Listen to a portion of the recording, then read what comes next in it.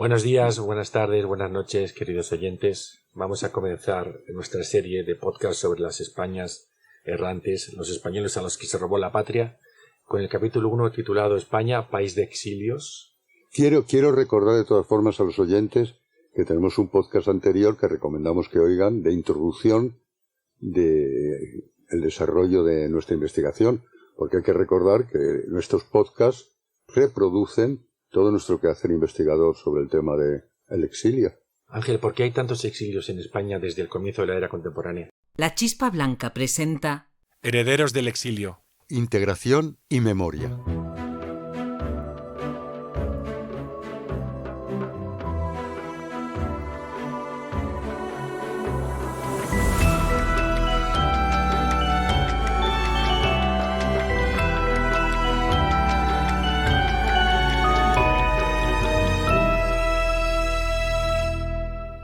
Sí, es verdad, nuestro país es un país de exiliados.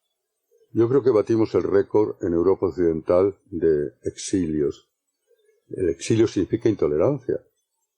El exilio significa la necesidad de abandonar mi país, abandonar mi memoria personal por temas como la dignidad, la supervivencia personal, la libertad. No olvidemos que España ha tenido una historia, yo diría, bastante turbulenta en los siglos XIX y XX, que puede quedar ejemplificada en la serie de guerras civiles que tuvimos, de un lado, y de otro lado, lo que podríamos denominar cambios políticos violentos, la cantidad de golpes de Estado. Creo que junto a Bolivia somos los dos países del mundo con mayor número de golpes de Estado.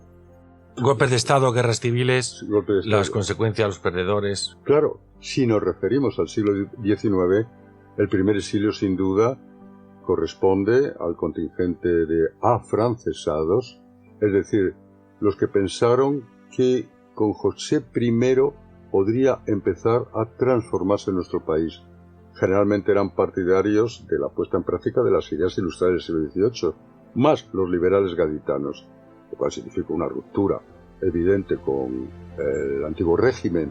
Y así podíamos seguir transcurriendo por el siglo XIX encontrando exiliados de toda suerte.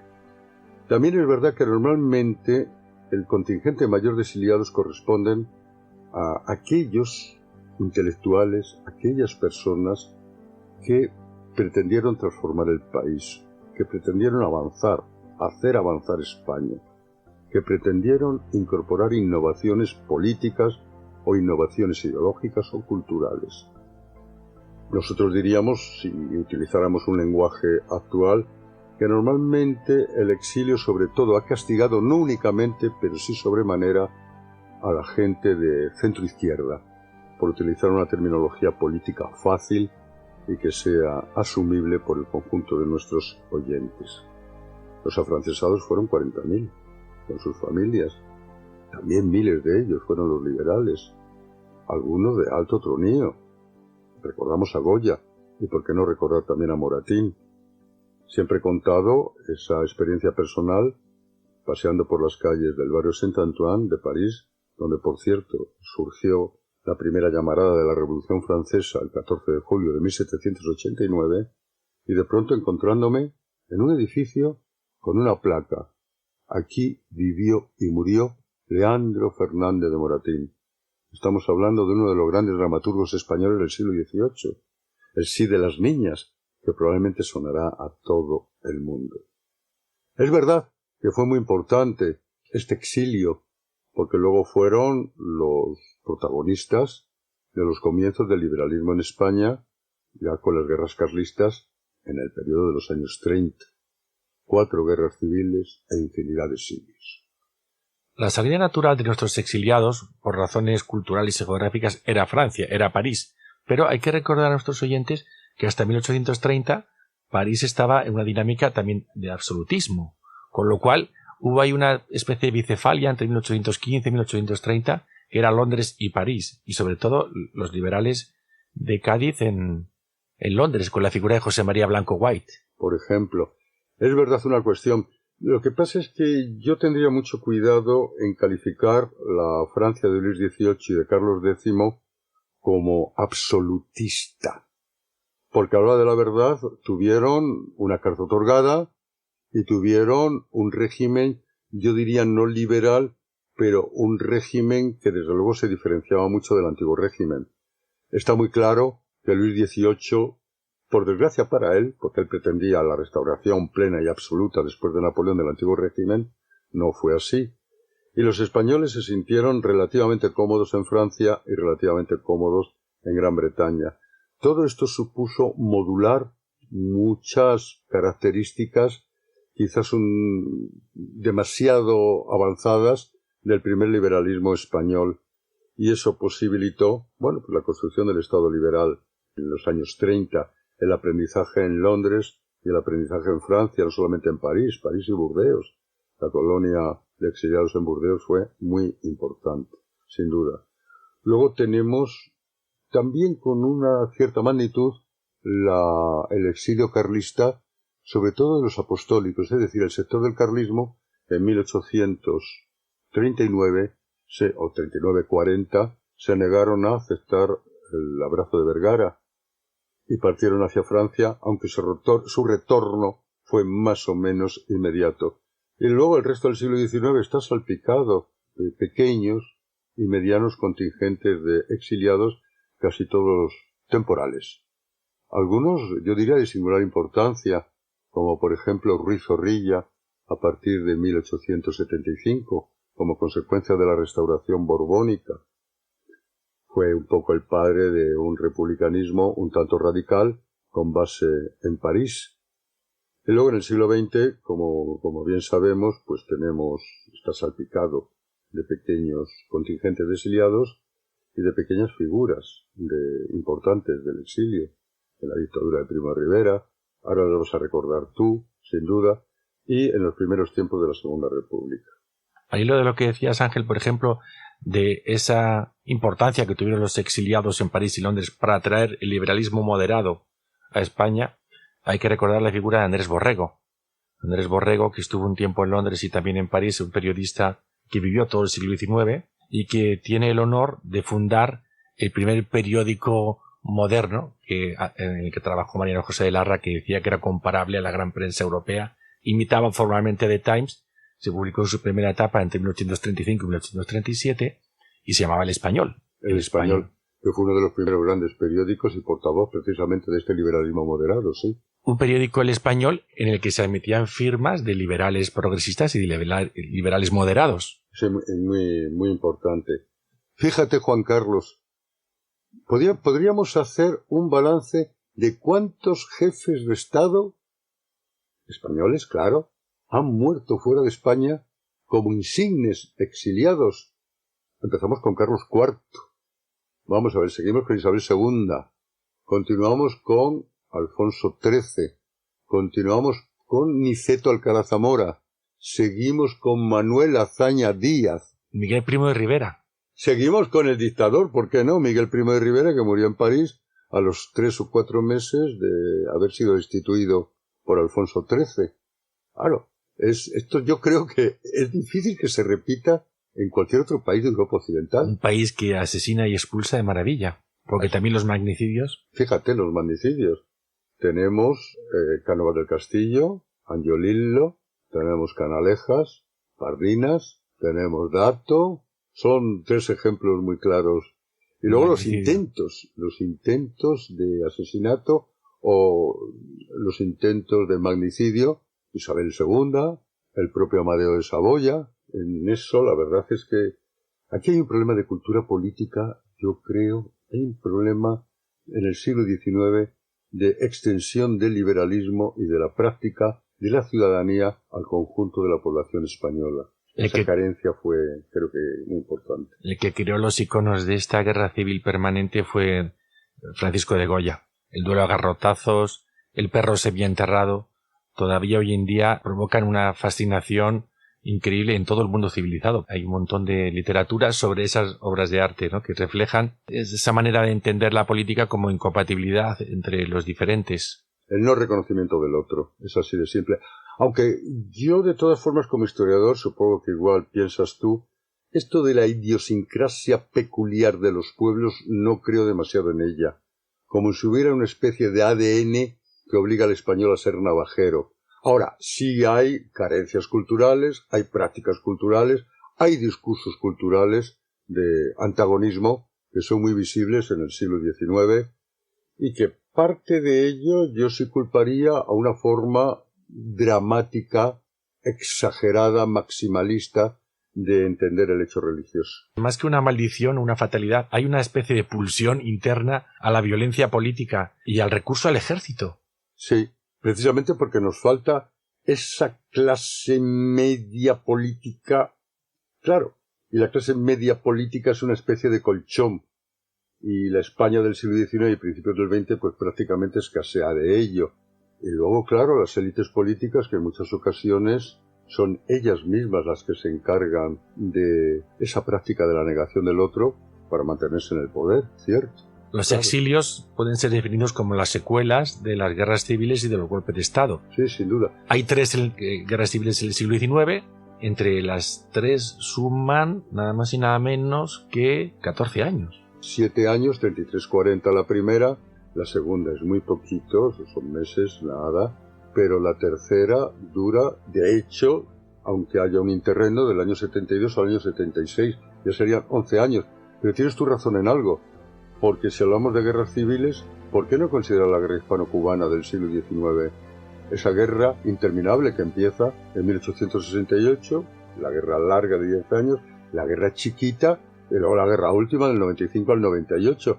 Es decir, son 30 años de guerra civil con Cuba. ¿Y por qué digo guerra civil? Porque tengamos en cuenta que Cuba era provincia de ultramar con régimen especial hasta 1882. Pero es que los que plantean la independencia en Cuba son señores blancos, señores españoles. No son ni los negros ni los mestizos. Algún mestizo sí había, pero fundamentalmente son señores que eran ciudadanos españoles. Te llama la atención porque el récord de hechos bélicos en el 19 nos hundió, y la guerra de la independencia en parte, porque si se marchan 40.000 españoles, estamos hablando de que tiene algo de guerra civil también entre los partidarios de, diríamos, la salida francesa a la modernidad y la salida gaditana a la modernidad. Todo esto genera una ambientación realmente descomunal que facilita, bueno, que propugna la pulsión al exilio. Por no hablar del recurso permanente a la violencia política en forma de golpes de Estado, los famosos pronunciamientos, Sí, sí. que son literalmente incontables. Si nos atenemos a los exitosos, sí se pueden contar. Se pueden contar, pero claro, están los no exitosos. Están los las fallidos. Intentonas, las famosas intentonas, que son incontables. No existe todavía un balance exacto de todas las intentonas de golpe de Estado que hubo en el siglo XIX. Pero es evidente que también tenemos una especie de rareza. Nosotros podíamos tipificar la España contemporánea con nombres militares, lo cual la España de Espocimina, la España de Espartero, la España de Narváez, la España de O'Donnell, la España de Serrano, la España de Martínez Campos, la España de Primo de Rivera y la España de Francisco Franco. Una permanente tutela del ejército. Y lo que tú dices yo creo que tiene mucha importancia, Juan Carlos, porque ese ejército con escasas victorias en el exterior, con escaso proyecto hacia el exterior, es un ejército que busca al enemigo interno. Claro. Y el enemigo interno, sobre todo ya entrando en el siglo XX, desde 1902, yo diría, la famosa huelga general de Barcelona, hasta 1936, es el movimiento obrero, los sectores reformistas del país, porque de pronto en España se forma una dicotomía que es muy peligrosa. Yo diría, aquellos que defienden una idea tradicional, perenne, propia de España, que son los mismos que critican la idea de una España que se acoge a movimientos extranjerizantes ajenos a nuestra idiosincrasia. Y los movimientos extranjerizantes son el socialismo, la democracia, la reforma, de tal manera que es fácil, por lo tanto, definir para estos grupos, diríamos, definir la Segunda República como un producto impulsado por doctrinas ajenas al sentir español. Eso es tremendo, y eso es excluyente. Se excluye a un porcentaje muy importante de la población española. Las tesis del enemigo interno, sobre todo, como digo, en el primer tercio del siglo XX, son sumamente peligrosas. Quizá podamos hablar ahora de por qué Francia fue el país de acogida por excelencia. Depende. La importancia de la Tercera Sí. República. En el siglo XIX, sin duda, iba a decir por cercanía, y lo digo, por cercanía geográfica. Gran Bretaña, sobre todo para el liberalismo moderado, por cierta identidad o identificación con el liberalismo británico. Sí.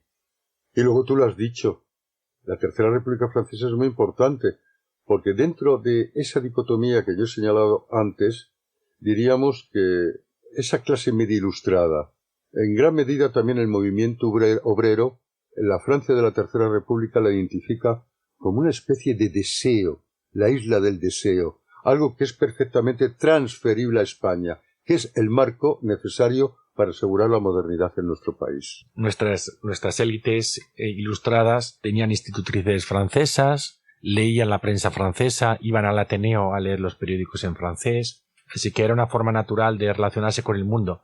París era el espejo a través del cual llegaba la cultura universal a Madrid, ¿no? Entonces era la vía natural. Yo diría sobre todo durante el siglo XIX, porque es verdad que cuando se crea la Junta para la Ampliación de Estudios y el conjunto de becas en el extranjero, Alemania empieza a tener una importancia enorme, se va a convertir en otro referente, y con la boda de Alfonso XIII, al menos durante un conjunto de años, Gran Bretaña también es otro referente, pero Francia se fue el gran referente del reformismo español y el gran referente de la Segunda República, aunque en la Constitución de 1931 hay algunos elementos muy importantes del constitucionalismo alemán.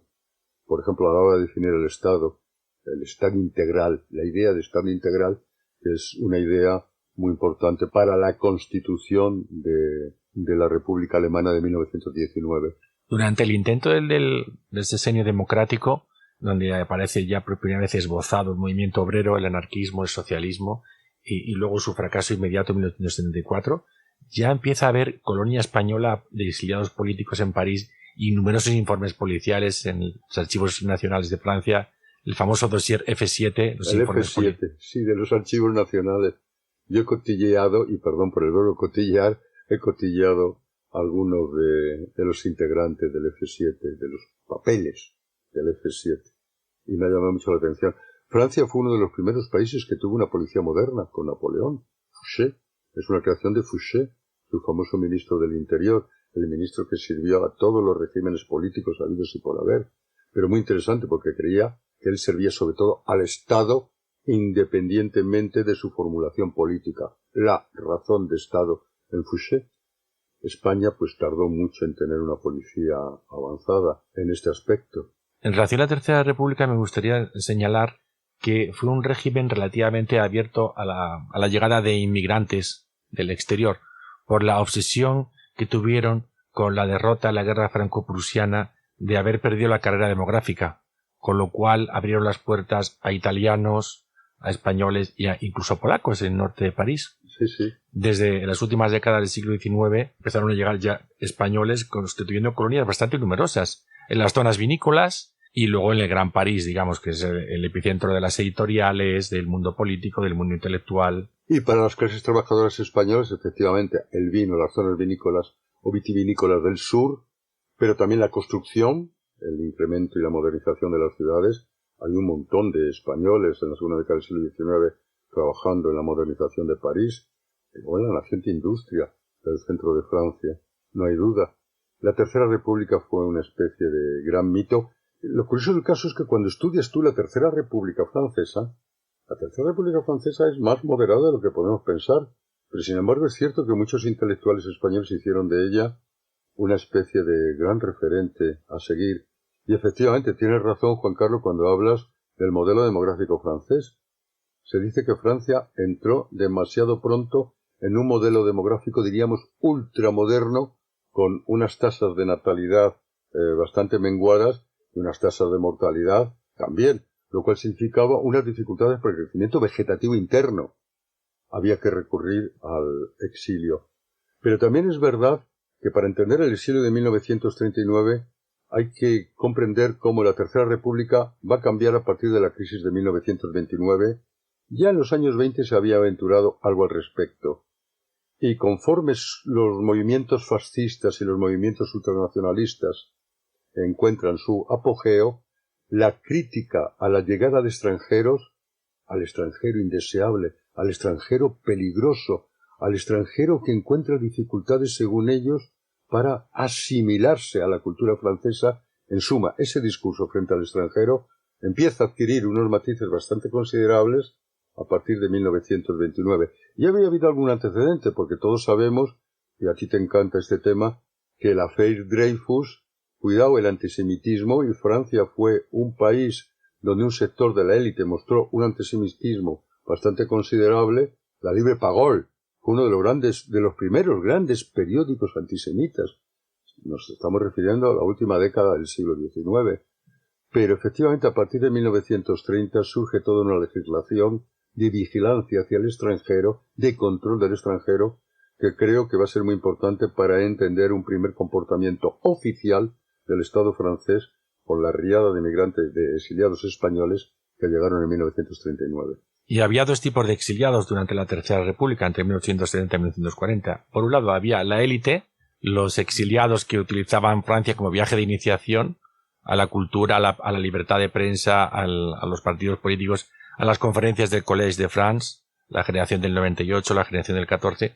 Y luego tenemos un exilio que no es fácil saber si es económico o político, que es el de los trabajadores del campo, en su mayoría socialistas y anarquistas, que en diversas oleadas se van asentando en el sur de Francia, en muchas regiones, y estos exiliados, o estos trabajadores, la primera gran oleada masiva, podríamos decir que tuvo lugar en 1889, porque Francia necesitaba multitud de trabajadores para arrancar sus viñedos contagiados de la filoxera. Y sí, ahí hubo una emigración masiva, y fue el año en el que se fundó la colonia española de Béziers. Colonia española de Béziers ya lo anunciamos en nuestro primer episodio de introducción.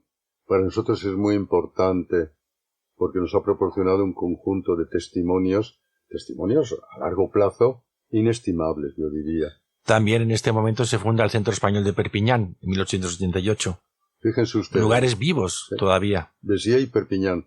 Recuerden que en el primer capítulo hablamos de ese cuadrilátero limitado por unas líneas imaginarias, Burdeos, Perpiñán y los Pirineos. Bueno, pues fíjense, Béziers es punto central prácticamente de esa línea imaginaria, de ese cuadrilátero. Hay una densidad importante de descendientes de españoles. En muchas localidades se dice que se aproxima al 50%, en Béziers y Perpiñán, no lo sabemos.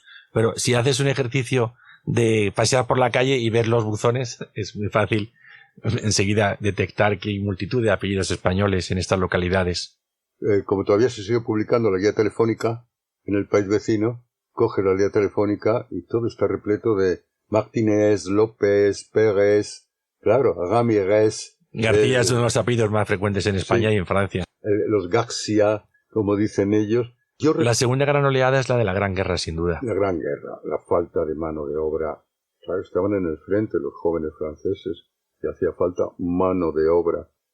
Es el doble cariz que tiene ese periodo tan bonancible para la burguesía y para la nobleza española, la Primera Guerra Mundial. Claro, se abrieron mercados exteriores, la riada de oro que entró en España, pero sin embargo para las clases populares no fue tan bonancible. Algunos tuvieron que tomar el camino francés, los emigrantes económicos del 14 al 18, y otros sufrieron la consecuencia de la carestía de los artículos de primera necesidad. Hemos detectado en nuestra investigación que muchos de estos exiliados que se asentaron durante la Gran Guerra luego fueron un colchón para los que llegaron en el 39. Siempre es algo típico de los grandes movimientos migratorios, sean económicos o sean políticos.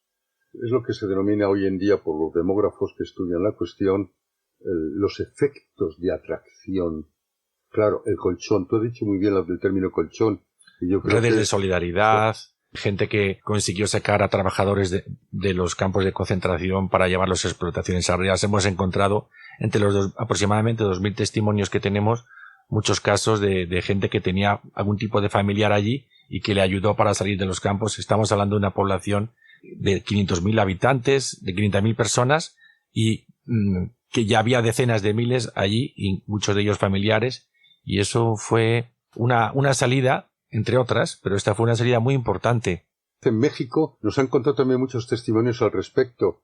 Incluso Es curioso, de población allí residente antes de 1936 en México, que era franquista o que fue favorable a los nacionales durante la Guerra Civil, y que sin embargo un sector de la misma se mostró muy solidario con los compatriotas que llegaban en 1939. Otros no, hay de todo, pero es curioso, sí, colchón de solidaridad de una manera o de otra. En los años 20 hubo una tercera oleada, esta ya totalmente política, que es los que huyen de la dictadura de Primo de Rivera, que son fundamentalmente anarquistas, nacionalistas catalanes, y bueno, los socialistas mucho menos, porque los socialistas en su parte mayoritaria aceptaron colaborar con la dictadura.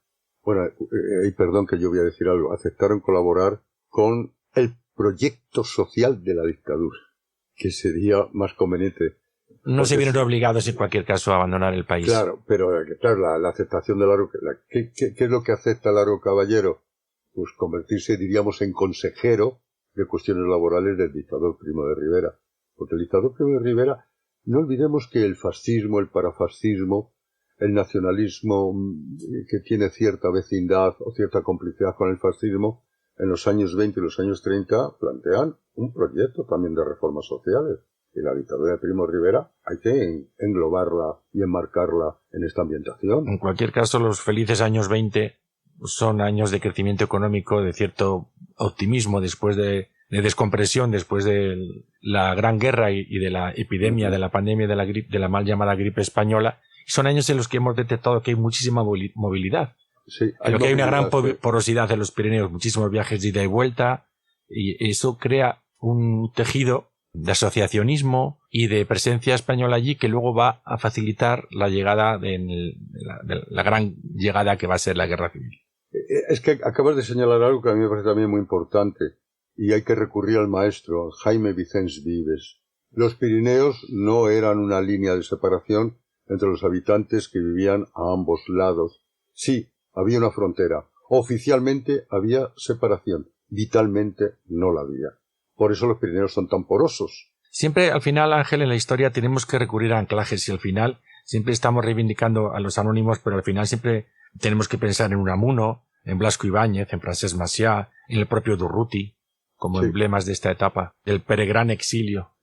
Y luego en los años 30 el propio Alfonso XIII, José Calvo Sotelo, Eduardo Aunós, el propio general Sanjurjo en Estoril. General Sanjurjo, después de la sublevación de agosto de 1932 en Sevilla, la sublevación fracasada, como sabemos fue condenado a cadena perpetua, pero fue indultado por el gobierno de centro derecha. El propio Juan March, que se escapó de Alcalá de Henares. Si se me permite, nunca hablaría de un Juan March exiliado. Escapado, prófugo. Escapado, prófugo, con sus millones. Los prófugos. Porque era un patrimonio internacionalizado, no lo olvidemos. Había dos patrimonios internacionalizados muy importantes en aquella época, el de Cambó y el de Juan March. Los exiliados temporales de la Revolución de Octubre del 34. Enrique Lister.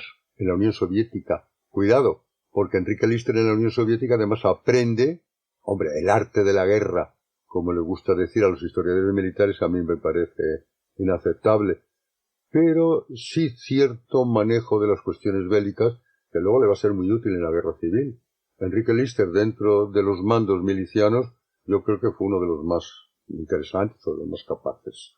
Y luego nuestro drama por antonomasia, la guerra civil, ¿no? Los exiliados provocados por la guerra son interminables, pero... Interminables. El propio Ortega y Gasset, Alejandro Lerroux. Ahora que dices esto, podríamos hablar de una primera oleada, es la oleada propiamente hablando del 36. Aquellos que de una forma u otra no aceptaron la guerra civil, no la pudieron aceptar ni intelectual ni vitalmente, que es Ortega, para mí, claro, Claudio Sánchez de Albornoz, que voy a decir, somos historiadores, y lo que significaba Claudio Sánchez de Albornoz en aquella época. Fíjense ustedes que estamos hablando de gente que se había comprometido en 1931 con la República, y que sin embargo para ellos 1936 significaba el fracaso de una idea, la desolación intelectual de, no voy a decir un experimento porque la República no fue ni un experimento, pero sí un proyecto. El mismo Azaña hubiera deseado marcharse de España, pienso, en 1936, aunque desde el otro mundo me regañe Santos Juliá por decir esto. El gran biógrafo de Azaña, como conocen ustedes, o muchos de ustedes. Antonio Machado había traído de Francia el concepto de las dos Españas, que él había vivido intensamente en las dos Francias de la Fer Dreyfus. En el 36 las dos Españas se van a batir en duelo fratricida, pero Ángel, me interesa mucho, siempre te lo pregunto, ¿qué opinas del concepto de la tercera España, entre comillas? Claro, nosotros sabemos que por tercera España se entiende sobre todo la España que no comulgaba con esa derecha tradicional anclada en el pasado y sin proyecto de futuro, y esa izquierda quizás excesivamente avanzada para la realidad objetiva o las realidades objetivas en las que estaba nuestro país. Es decir, los liberales del 36. Sí, podemos considerar lo que es una tercera España. A mí no me gusta ni lo de primera, ni lo de segunda, ni lo de tercera, porque no entiendo. Sí entiendo en un primer momento, efectivamente, el enfrentamiento entre una España que bosteza y una España que sueña con un futuro diferente. Eso sí, que podrían ser las dos Españas. Y hay gente que no acepta ni a la una ni a la otra. Sí, Ortega. No diría Marañón, porque Marañón es diferente. Pero don Claudio probablemente.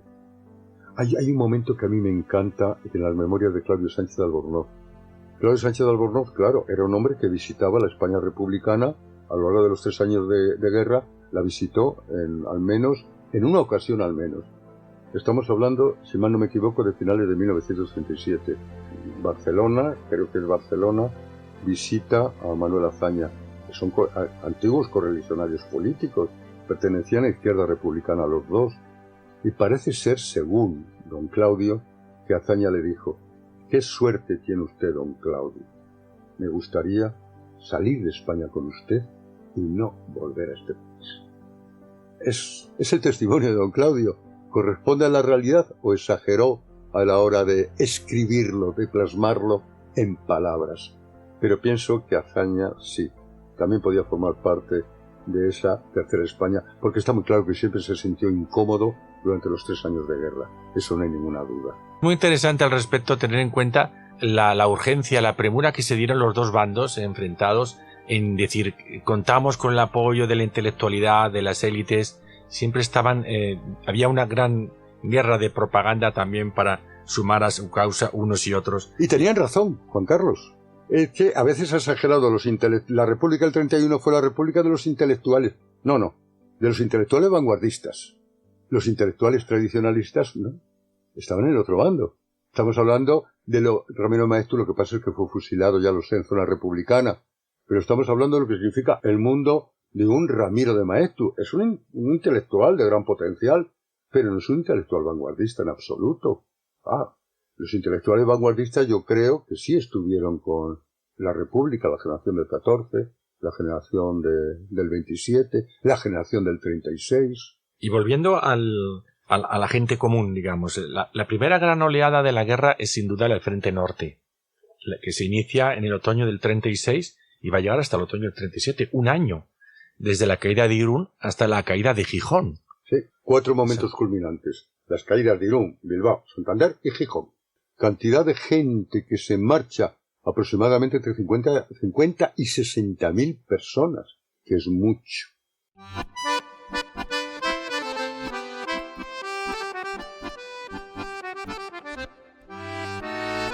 Somos los tristes refugiados que de España llegamos después de tanto andar. Hemos pasado la frontera a pie por carretera con nuestro ajuar.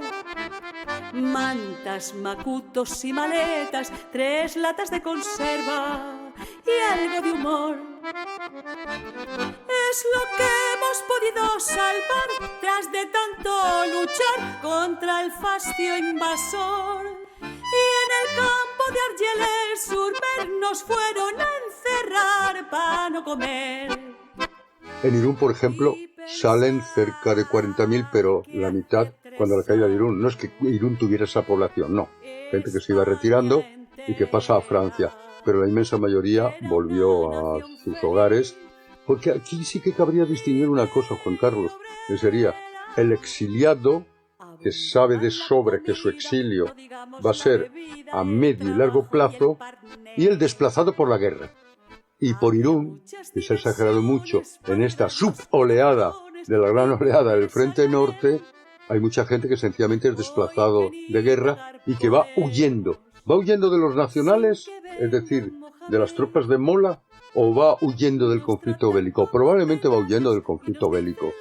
En el momento en que esas circunstancias finiquitan, vuelven de nuevo a sus hogares. Por eso yo diría que sí, 50 o 60.000 personas que marcharon. Algunas sencillamente no pudieron alcanzar el exilio. En el puerto de Gijón, la Marina franquista bloqueó y un porcentaje muy importante de los que intentaron escapar acabaron en los campos de concentración famosos de Galicia, que se abrieron como consecuencia de la caída del Frente Asturiano. Y otra parte de la población marchó al primer maquis de nuestra historia, el maquis de Asturias. Y por todas partes donde vas te gritan por detrás, ale, ale. Maquis de Asturias, que ustedes conocen sin duda, queridos oyentes, el coronel Escobar, la historia del coronel Escobar. El coronel Escobar tenía un hermano, que era teniente coronel de la Guardia Civil. También Guardia Civil, él era Escobar, el Escobar conocido, coronel de la Guardia Civil. Intentó estudiarse en Madrid, no lo consiguió, se refugió en una embajada, consiguió pasar a la España Nacional y, curiosamente, por eso lo señalo, se le encargó, fue uno de los encargados de la represión del primer maquis asturiano. ¿Saben la paradoja del caso? Cuando acabó la guerra civil fue castigado, porque había servido 2 días a la República y fue expulsado de la Guardia Civil. El gran represor de Asturias, qué curioso, o el primer gran represor de Asturias. Cada día sale un bulo y al final te dan por culo. Ale, ale. Bueno, tenemos esa primera oleada. La caída de Bilbao el 20 de junio del 37. Claro, Los niños vascos del exilio. los niños vascos del exilio. En Gran Bretaña, Bélgica, en Rusia, los niños de Morelia. Qué bien que señales Gran Bretaña y Bélgica en primer lugar, ya que siempre recordamos los niños de Moscú. Hay que ampliar el marco geográfico. Los niños de Moscú no dejan de ser una parte, ni siquiera la parte, cuantitativamente hablando, más importante de ese exilio infantil. También dirigentes del PNV, cuidado, y también un sector de combatientes del PNV que sale por el puerto de Bilbao. Una vez caído Bilbao, se sobreentiende que el País Vasco está fuera de la guerra, ocupado por los franquistas, y ya no es su guerra, así de simple. Muchos de estos exiliados del norte hacen un viaje de ida y vuelta. Van hacia Francia y luego se reintegran por el Levante. Sí, algunos de estos se reintegran por el Levante. Por ejemplo, Aguirre, José Antonio Aguirre, que efectivamente pasa a Francia y forma parte de esa colonia vasca en Barcelona, que tuvo una gran influencia y que nos dio lugar a una de las fotos más interesantes de la Guerra Civil Española, el entierro de un capitán Gudari en Barcelona, presidido por un sacerdote, en el momento en que Negrín se está planteando muy seriamente que el Vaticano le autorice a la restauración del culto católico en la España republicana. Desde el punto de vista propagandístico hubiera sido un golpazo a todo ese discurso de cruzada que se mantenía en la España de Franco, que a mi forma de ver, francamente, es un discurso impostor. ¿Los catalanes de Génova, Ángel, los incluirías en este apartado? Sí, porque estamos hablando de unos 20.000 exiliados aproximadamente, según las últimas estimaciones. Estamos hablando de gente bien no nacionalista, pero también nacionalistas catalanes conservadores. No olviden ustedes que, por mucho que se silencie hoy en día, sobre todo en Cataluña, hay que reconocer que se silencia un sector muy importante del nacionalismo conservador catalán, precisamente por el miedo a la CNT, por el miedo a la revolución, acabó apoyando al general Franco. Cambó es uno de los financiadores, y Cambó era uno de los elementos principales y en algún momento el líder máximo de la Lliga regionalista de Cataluña. Es el antecedente de Junts de hoy en día. Conviene no olvidarlo. Y efectivamente, unos 20.000 se trasladaron a Génova. Luego la inmensa mayoría intentaron volver a la España nacional y hubo algún caso dramático que tú conoces muy bien. Ahí tenemos el caso del fundador de la Unión Democrática de Cataluña, los democristianos catalanistas, la figura de Manuel Carrasco y Formiguera, que, huyendo de los anarquistas, de la revolución, entre comillas, fue a la España de Burgos, y allí fue hecho prisionero, juzgado sumariamente y fusilado, pese a las presiones del Vaticano para que no fuera así. Efectivamente. que no deja de ser uno de los símbolos de la tragedia española de 1936-39, claro está. Luego tenemos la segunda oleada, la de la primavera de 1938, cuando las tropas, ya podemos decir franquistas, ya no hay duda. Las tropas franquistas avanzan a ambos lados del río Ebro. A mí me gusta denominarlo la primera batalla del Ebro. La ofensiva después de la pérdida de la ciudad de Teruel por parte de los republicanos. Significa montones y montones de pueblos aragoneses que, aprovechando la proximidad de la frontera, pasan del otro lado. 20.000, 30.000 es muy difícil establecer cifras exactas, pero son muchos miles de personas. Luego, la mayoría de ellos van a ir a Cataluña, van a volver a la España republicana por Cataluña. Para mí uno de los casos que más me ha llamado la atención es la Bolsa de Bielsa y la 43 División republicana, mandada por el Esquinazao, el famoso taxista de Jaca, que se implicó en la sublevación de Galán y Hernández en diciembre de 1930, en aquella ciudad. Cuando pasaron a Francia, en la ciudad de Agó, bueno, pues las autoridades francesas plantearon, ustedes tienen que decidir, entrar en España por Irún o entrar en España de nuevo por Bou, es decir, en la España republicana, y la inmensa mayoría decidió entrar por Bou. Todo esto, claro, vino facilitado por lo siguiente.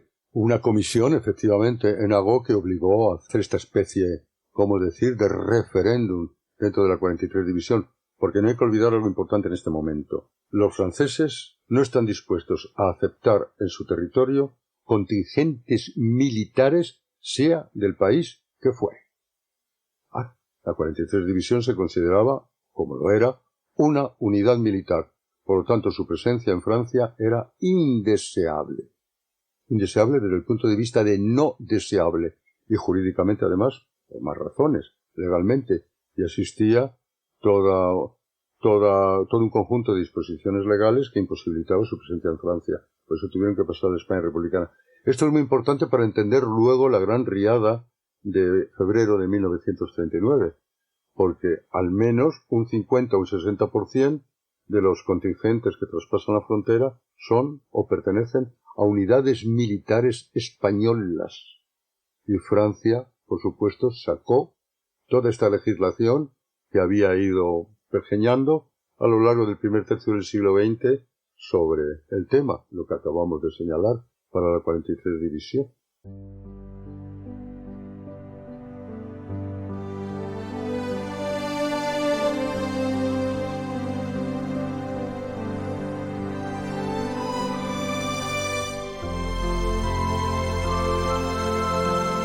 Luego tenemos la tercera gran oleada, que es la de consecuencia de la derrota en la batalla del Ebro de los republicanos, el derrumbamiento del Frente Catalán y la consecuente retirada masiva de los primeros inicios del 39, que será objeto del segundo episodio. Y luego tenemos en marzo, algo menos conocido, que es la salida de entre 10 y 20.000 personas de los puertos levantinos de Alicante, Valencia y Murcia hacia el norte de África. En el siguiente episodio vamos a analizar esto con más detenimiento, pero perdónenme, como una especie de titular, hoy en día que el término patera está tan extendido, estos 12, 13, 15, 20.000, digamos en torno a 15.000, ya que tenemos una cifra techo 20.000 y tenemos una cifra suelo que son 10.000. Vamos a cogernos al punto medio. Todos conocemos la aventura del Estambrú, que ya la veremos, conocemos la huida de la flota republicana de Cartagena el 5 de marzo, pero lo más, desde el punto de vista emocional, lo más terrible es esas barquichuelas que recuerdan a los emigrantes de hoy en día, cuando llegan a los puertos europeos de Italia o de España. Me lo recuerdan, claro que sí. Esas barquichuelas que intentaron, y digo intentaron porque no sabemos cuántas se quedaron en el trayecto y cuántas lograron llegar a las costas argelinas. Las pateras del 39. Seguiremos en el próximo episodio ya entrando de lleno en la retirada del 39. Hasta siempre, queridos oyentes. Hasta pronto.